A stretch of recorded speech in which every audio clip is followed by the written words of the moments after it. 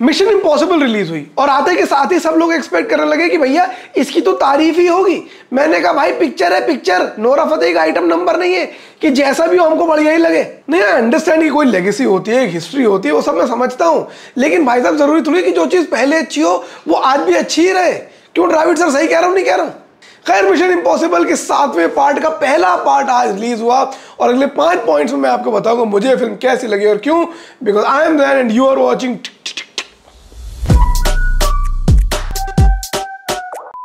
किसी भी चीज का 27 साल तक कंटिन्यूसली चलते रहना in its self is a great testament of its quality and it's appeal. Mission impossible and Tom cruise have proved exactly that. एक के बाद एक फिल्में आ रही हो, टॉम क्रूज 60 साल की उम्र के बाद भी भाई साहब मुझसे ज्यादा जवान लग रहे हैं। अरे मतलब बुढ़ा चुके भाई इस उम्र में, तो हमारे यहाँ बुड्ढे सोसाइटी के पार्क में जाके या तो नेहरू के बाप को मुसलमान बताते या भिंडी को डायबिटीज का इलाज।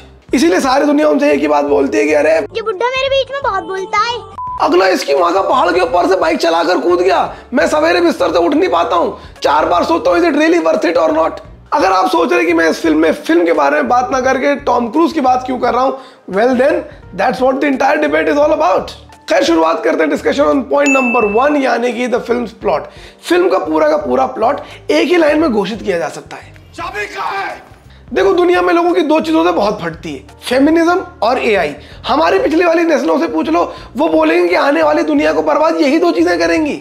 एक एआई डिवाइस है जो रोग हो चुकी है, यानी कि अपनी मनमर्जी आए वो करती है। अब जनता को ये बात ना लड़कियों के लिए हजम होती है ना एआई के लिए, लेकिन भाई साहब ये तो मैं भी पूरा करता हूँ। ब्रांड्स की बात सुनता नहीं हूँ, जो मन में आता रिव्यू करने का वो रिव्यू देता हूँ। खैर, उसकी एक चाबी है जिसके अलग अलग हिस्से हैं और एक हिस्सा तो पता है कहाँ है, किसके पास है, बाकी का हिस्सा इसकी माँ किसी को पता ही नहीं क्या है। दूसरा हिस्सा कहाँ है ये तो छोड़ो, ये भी नहीं पता उस चाबी से खुलता क्या है, लेकिन तब भी उसकी खोज में सारी की सारी दुनिया लगी हुई है। और ये वो वेपन है जिससे इंसान पूरी दुनिया पे राज कर सकता है। जुल्फिकार फार्मेसी वाले से पूछो, वो बोल देगा हत्ती लाना बंद करो तो पूरी दुनिया पे तुम राज कर लोगे। लेकिन भाई साहब it's more complex than just this ना।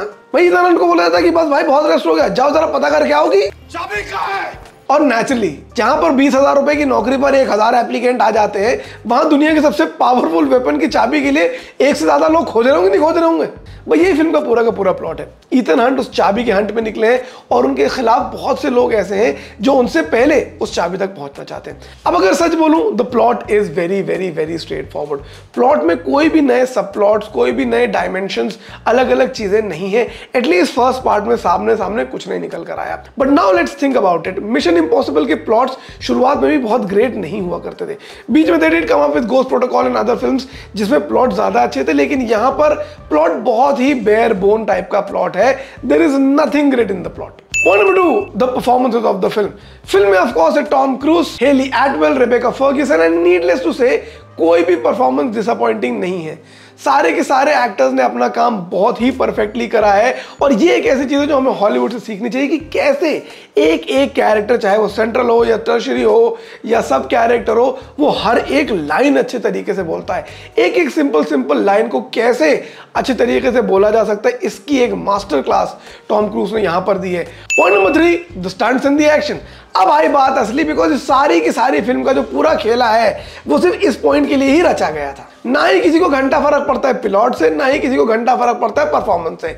ये देखने गई है जनता कि भाई टॉम क्रूज 60 साल की उम्र में एक्शन कैसे कर रही है इतना बढ़िया। जुल्फिकार फार्मेसी मेडिसिन खा के।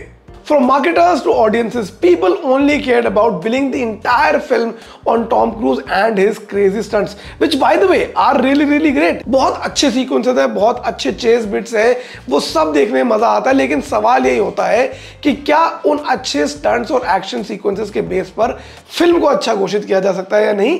That is something I would leave you guys with, because मेरे लिए खाली स्टंट्स और actions are not good enough. लेकिन अगर मैं उनको आइसोलेशन में देखूं तो एक एक स्टंट सीक्वेंस, एक एक एक्शन सीक्वेंस बहुत ही परफेक्ट था, खासकर when it ended. The films and is fantastic और जो फाइनल सीक्वेंसेस होते हैं उनमें देख के आपको जो मजा आएगा वो मैं लिख के देता हूँ, शायद ही किसी फिल्म में कभी आया। Point number 4, how verbose the film is.